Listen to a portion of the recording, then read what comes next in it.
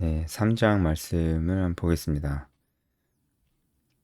어, 바울이 다시금 자신에 대해서 이제 변호하는 부분인데요. 어, 단순히 변호만 하지 않습니다. 바울이 자신의 사도권을 변호하면서 어, 자신의 정당성만 얘기하려고 하는 게 아니에요. 잘 생각해 보면 바울이 어, 그보다 더 중요한 얘기를 이끌어내고, 그리고 결국은 자신을 반대하는 사람들보다는 지금 이미 돌이키고 회개한 고린도 사람들이 많이 있잖아요. 그 소식을 디도를 통해서 들었잖아요. 그 사람들에게 하고 싶은 얘기가 사실은 더 많고, 오히려 그것이 메인일 수도 있습니다. 단순히 바울이 변명하는 어떤 그런 내용이 아니다라는 걸 좀 우리가 알고 보면은, 도대체 바울이 하고 싶은 얘기가 뭐야? 난 사도권을 변호하는 거라고 생각하고 있는데, 그러기에는 뭐 너무 좀 다른 얘기 하는데, 이런 생각이 좀 들 수가 있어요. 그래서 바울이 단순히 변호만 하려는 건 아니다. 결국은 그것을 어떻게 보면은 빌미로 삼아서 더욱더 중요한 메시지를 고린도 사람들, 그러니까 반대자들 말고 어, 돌이키고 회개한 고린도 그 교회의 교인들한테 하고 싶은 얘기를 하려고 한다. 오히려 이제 그렇게 보면은 전체적인 분위기를 좀 알 수 있을 것 같아요. 하나씩 좀 한번 보겠습니다. 우리가 다시 자천하기를 시작하겠느냐. 이 에, 우리가 어찌 어떤 사람처럼 추천서를 너에게 붙이거나 혹은 너에게 받거나 할 필요가 있느냐. 이것은 보통 이 당시에 어, 어떤 뭐 그 연설하는 사람들이나 아니면은 그 하나님의 말씀을 전하는 사람들도 이렇게 추천서를 좀 받았습니다. 추천서. 예를 들어서 어떤 사람이 고린도 교회에서 일정 기간 사역한 후에 다른 곳으로 갈 때 고린도 교회 사람들한테 추천서를 써달라고 했어요. 그래서 이 추천서가 자기 자신을 증명하는 문서가 되니까 그걸 가지고 다른 지역에 가서 사역할 때 그것을 보여주려고 추천서를 써달라고 했죠. 그래서 보통 이제 그 지역 사람들은 어떤 뭐 사역자가 온다고 했을 때 그 사람과 함께 추천서가 같이 와야 되는 거예요. 왜냐면 이 사람이 누군지 모르니까 그 추천서를 보고 이 사람을 신뢰할 수 있는지 아니면 아닌지를 판단했었던 것이죠. 그래서 지금 바울이 이 추천서 자체를 부인하고 있는 게 아닙니다. 하지만 추천서를 보여주지는 않겠다라고 얘기하는 겁니다. 추천서 제출하지는 않겠다라고 얘기하는 겁니다. 바울에게 추천서가 있는지 없는지는 잘 모르겠어요. 근데 그건 그렇게 중요한 문제 같지가 않아요. 있어도 바울이 일부러라도 그것을 제시하고 싶지 않아 합니다. 왜냐면은 바울이 하고 싶은 얘기는 바로 고린도 사람들, 당신들이 그 어떤 추천서보다도 더 분명한 추천서이기 때문에 나는 추천서를 제시하지 않겠다. 이렇게 얘기하는 겁니다. 그래서 어떤 사람처럼 추천서를 너에게 부추거나 받거나 난 하지 않겠다. 라고 하는 거죠. 그래서 이제 2절 너희는 우리의 편지라 우리 마음에 썼고 못 사람이 알고 읽는 바라. 고린도 사람들 자체가 편지라고 하고 있는 겁니다. 너희는 우리로 말미암아 나타난 그리스도의 편지니 그러니까 고린도 사람들은 편지예요. 그러니까 바울이 정당한 사역자라는 것을 보여주는 편지예요. 고린도 사람들이. 왜냐면은 예수 믿고 회심했잖아요. 그러니까 이것은 성령만이 하실 수 있는 역사인데 바울의 사역을 통해서 하나님께서 고린도 사람들이 예수님 믿고 회심하는 것을 보여주셨기 때문에 이것만큼 더 확실한 추천서가 어디냐. 그러니까 뭐 말하자면 하나님께서 써주신 거잖아요. 그게 사역의 열매를 보면은 나타나지 않았냐. 라고 하는 거예요. 그런 의미에서 바울에게 있어서 그 어떤 추천서보다도 더 확실한 추천서가 고린도 교회 당신들이다라고 얘기하는 겁니다. 그래서 그런 의미로 고린도 사람들에게 당신들은 편지라 이렇게 얘기한 거고 특히 3절에는 그리스도의 편지다 이렇게 얘기를 한 거죠. 그리스도의 편지다 이렇게 얘기를 한 거죠. 우리로 말미암아 나타난 그리스도의 편지다. 우리로 말미암아라는 것은 이제 바울이 복음을 전했으니까 예수님 믿었잖아요. 그래서 우리로 말미암아 나타난 그리스도의 편지다 이렇게 얘기하는 건데 지금 이 문장에 어, 생략된 헬라어 표현이 있어요. 그것이 뭐냐면은 어, 디아코네 데이사입니다. 디아코네 데이사라는 헬라어 표현이 생략이 되어 있는데 이 헬라어 표현은 심부름하다, 시중을 들다, 종으로 섬기다 이런 뜻이에요. 그러니까 어, 고린도 사람들 너희는 우리가 어, 심부름해서 그러니까 우리가 하나님의 시중을 들어서 그리스도의 편지가 됐다. 우리는 그냥 시중된 사람, 우리는 그냥 순종한 사람이다. 근데 하나님께서 역사하셨다. 그래서 너희들이 그리스도의 편지가 됐다. 이런 얘기를 하고 있는 거죠. 이 얘기가 바울이 지금 앞으로 3장 전체에서 하고 싶은 얘기예요. 어, 하나님께서 역사하셔서 너희가 그리스도의 편지가 됐다. 너희가 회심하게 됐다고. 너희가 너희 모든 죄가 사함을 받게 됐다고. 이것은 율법은 할 수 없었던 일이라고. 너희가 그 엄청난 영광 가운데 들어가게 될 수 있게 되었다고. 너희들이 받은 구원이 그렇게 놀라운 거라고.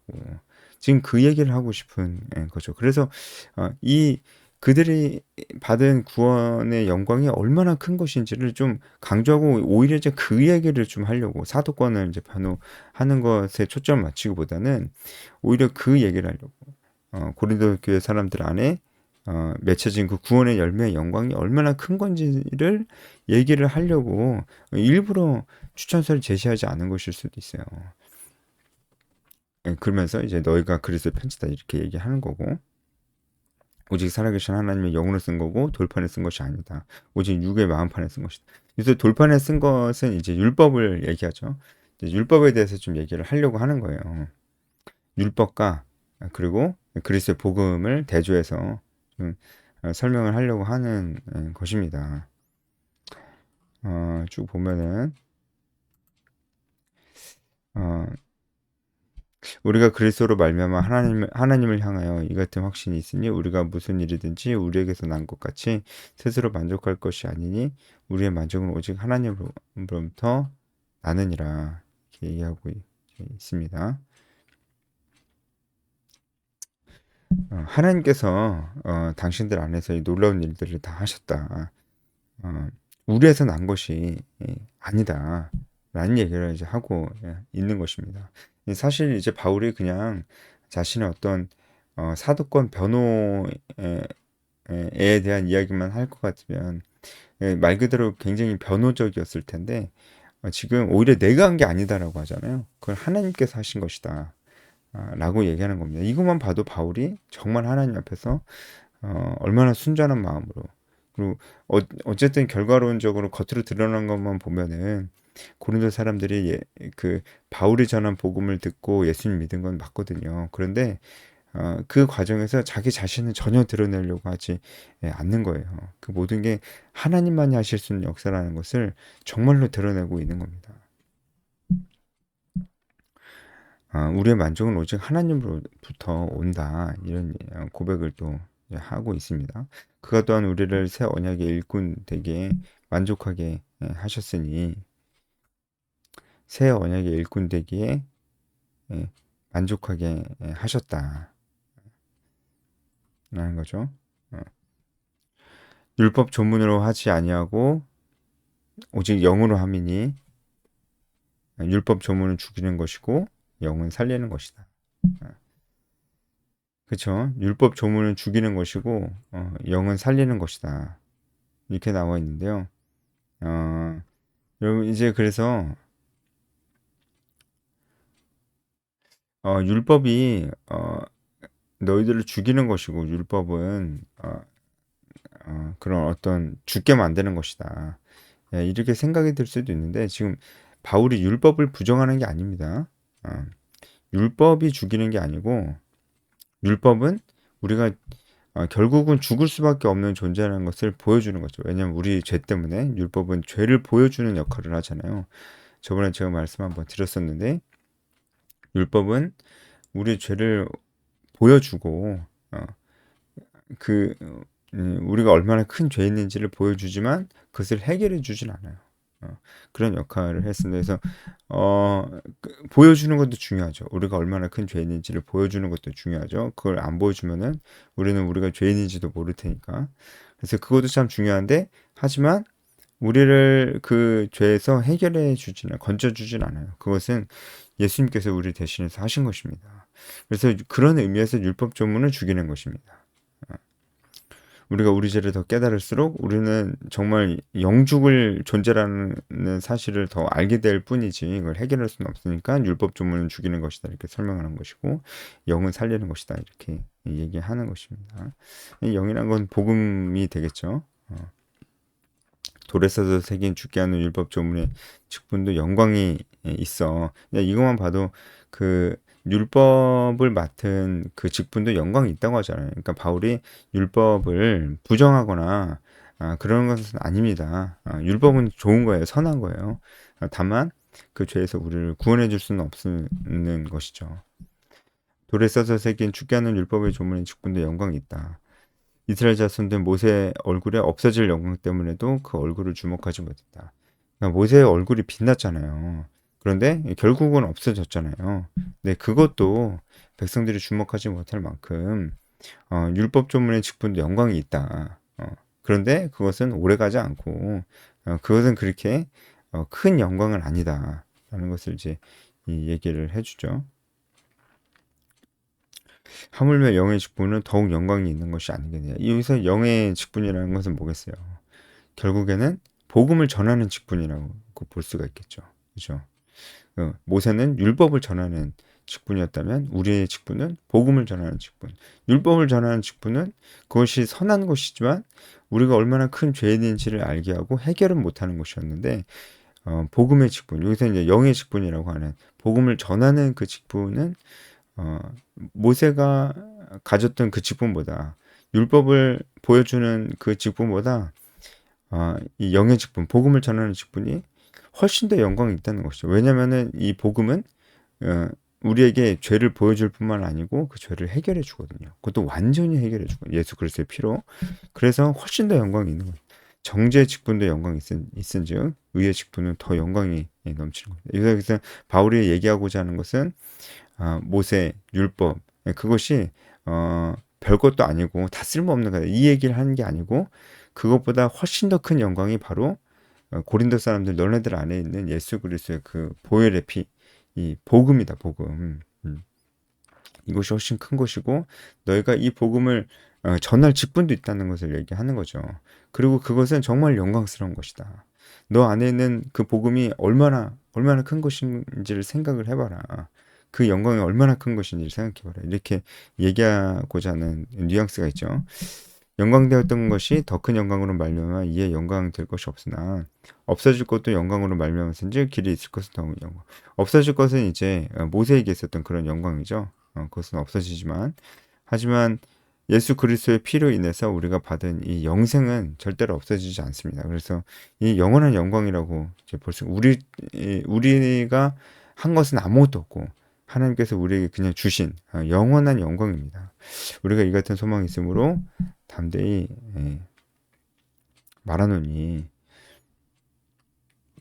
여기서 소망은 무슨 소망이겠습니까? 복음이 우리에게 가져다 주는 영원한 영광입니다. 영원한 영광. 율법보다 더 큰 영광입니다.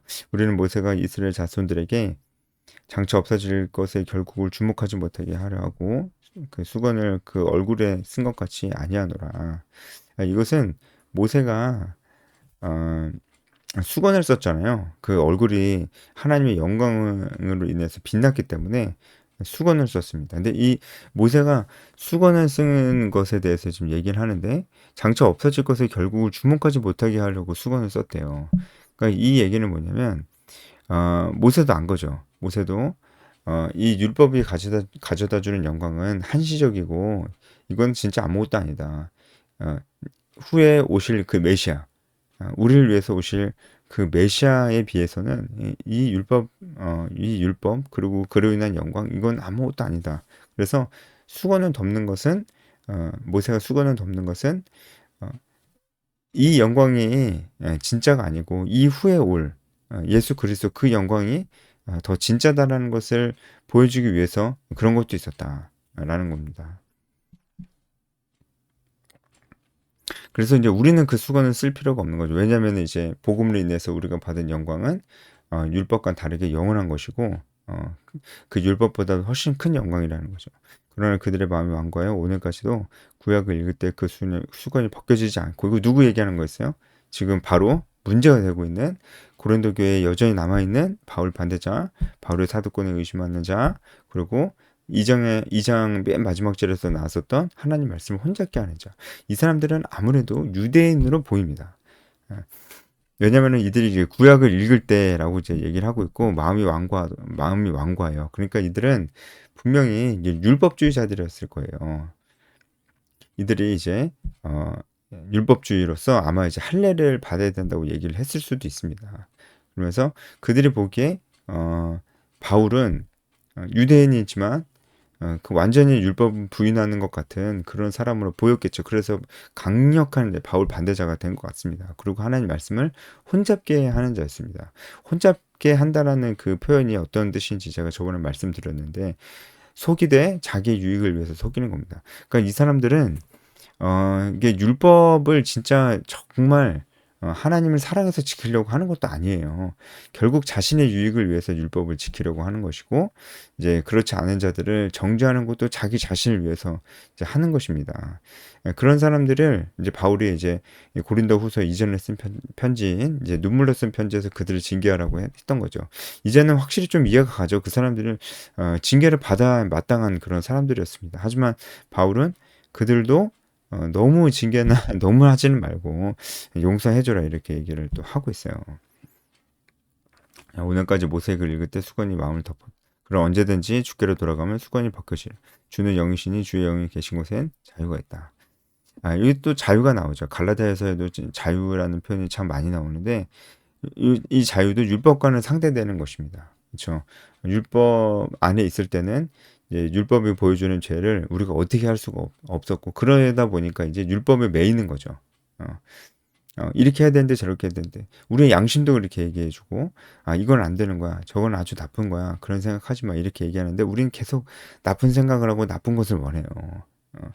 그것을 애써 부인하기 원하지만 율법의 거울처럼 우리 마음을 보여주면 우리는 우리 마음이 얼마나 더러운지를 알게 되고 그럴수록 우리는 죄책감도 많이 생기거든요.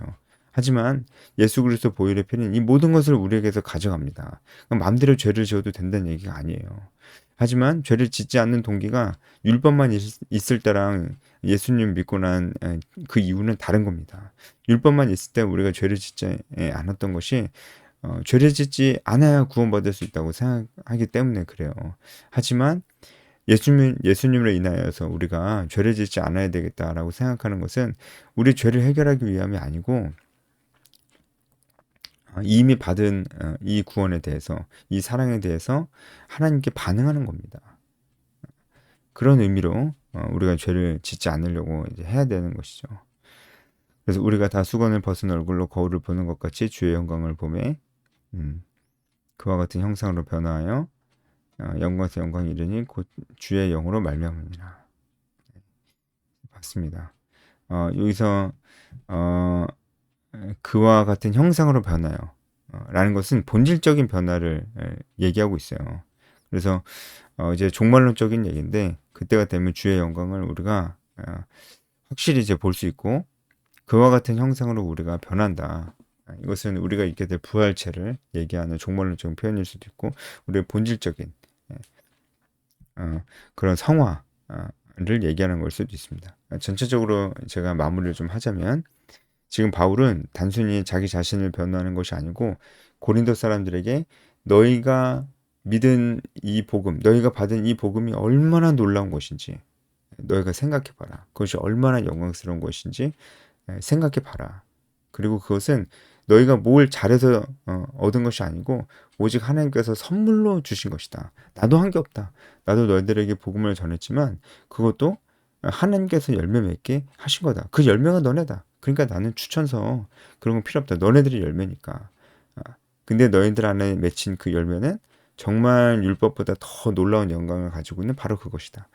이 얘기가 이제 3장 전체의 요약이라고 좀 할 수 있겠어요. 그리고 이 얘기를 왜 하냐? 결국은 고린도 사람들에게 그들이 믿은 이 복음이 얼마나 놀라운 것인지를 상기시켜 주려고 하는 것이죠. 왜냐하면 고린도 사람들 많이 교만했거든요. 상기시켜 주려고 하는 것이죠. 그리고 그들이 많이 이제 회개하고 돌아왔는데 이것도 다 하나님께서 주시는 모든 능력 때문에 도우심 때문에 가능한 것이라는 그런 얘기를 이제 하는 것입니다. 우리는 우리 안에 있는 우리가 받은 이 복음이 귀한 것인지를 아는가? 우리가 귀한 것인지를 안다면은 그것 이외에 다른 것은 잘 포기할 수 있을 거예요. 그쵸? 예를 들어서 인 거죠. 내가 10억을 갖고 있는데 100원을 포기하기가 어렵나요? 그렇지 않잖아요. 10억을 갖고 있다면 100원은 포기하기가 쉬울 겁니다. 근데 반대로 100원을 잘 포기하지 못한다면 그 사람은 10억을 갖고 있는 사람일까요? 혹은 10억을 가지고 있지만 10억의 가치를 아는 사람일까요? 어, 가치를 모르는 사람일 확률이 높죠. 왜냐면 10억을 갖고 그 가치를 안다면 100원 포기하지 못할 거 없는데, 그렇죠? 우리가 그런 게 아닐까요? 우리도 이 복음의 가치, 우리가 받은 이 영생이 얼마나 놀라운 것인지 우리가 진짜로 그 가치를 안다면 우리 삶에 아주 자잘한 것들 포기하는 게 진짜 어렵지 않을 거예요. 그런데 우리는 왜 이렇게 포기하지 못할까? 혹시 우리가 받은 이 영생과 이 구원의 놀라운 은혜가 큰 것인지를 모르는 건 아닐까? 그 가치를 그렇게 한번 생각해 보면 우리 자신을 돌아보면 좋겠습니다. 여기까지 하겠습니다.